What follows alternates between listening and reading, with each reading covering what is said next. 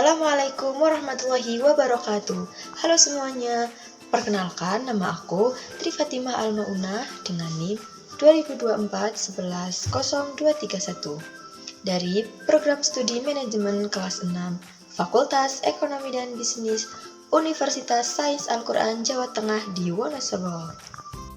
Di sini saya akan menjelaskan tentang perkembangan ejaan bahasa Indonesia. Namun, sebelum ke penjelasan materi tersebut, apa itu sih pengertian ejaan bahasa Indonesia? Mari simak videonya. Pengertian dari ejaan bahasa Indonesia itu sendiri adalah sistem penulisan dalam bahasa Indonesia yang mencakup aturan tentang penggunaan huruf, tanda baca, dan penulisan kata. 1. Ejaan Van Ophuijsen. Ejaan pertama yang diterbitkan pada tahun 1901 oleh Charles A. Van Ophuijsen.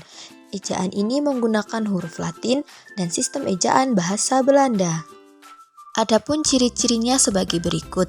1. Penggunaan huruf E dan E, contoh pada kata beda dan pesan. Yang kedua, tidak ada huruf C dan G. Dan yang terakhir, penggunaan tanda hubung contoh pada kata laki-laki. Yang kedua adalah ejaan Suwanti.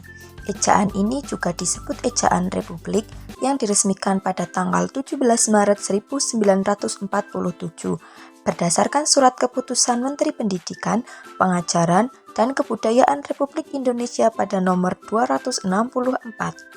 Ciri-ciri ejaan Suwanti adalah 1. Menggantikan DJ menjadi C, contoh pada kata jalan. 2. Menggantikan OE menjadi U, contoh guru.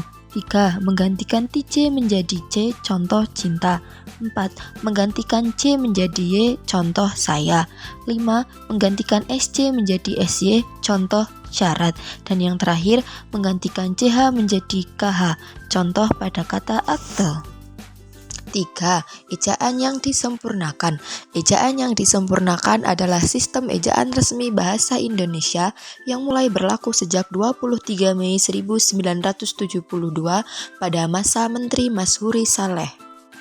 Ciri-ciri EYD sama dengan ejaan Suwanti, hanya saja ada yang membedakan di antaranya. 1. Penulisan kata serapan. 2. Penggunaan tanda baca. Dan yang terakhir, penulisan gabungan kata seperti ibu kota. Yang terakhir adalah ejaan bahasa Indonesia atau EBI. Ejaan bahasa Indonesia ini adalah sistem ejaan resmi bahasa Indonesia yang berlaku sejak 2015 hingga sekarang, menggantikan ejaan yang disempurnakan. Tujuan EBI adalah untuk menstandarkan penulisan bahasa Indonesia agar lebih konsisten dan mudah dipahami. Ciri-ciri dari ejaan bahasa Indonesia itu adalah 1. Menggunakan huruf abjad dari A sampai Z tanpa modifikasi atau tambahan. 2. Menggunakan huruf kapital untuk nama, awal kalimat, dan kata-kata tertentu. 3. Kata dasar ditulis sesuai dengan bunyi aslinya tanpa perubahan. 4. Kata ulang ditulis dengan tanda hubung, contohnya anak-anak. 5. Penulisan tanda baca yang tepat dan sesuai dengan konteks kalimat. Dan yang terakhir, pemenggalan kata di akhir baris harus menggunakan tanda hubung. Sekian video dari saya. Apabila ada kesalahan dari awal sampai akhir, saya mohon maaf yang sebesar-besarnya. Wassalamualaikum warahmatullahi wabarakatuh. Bye-bye.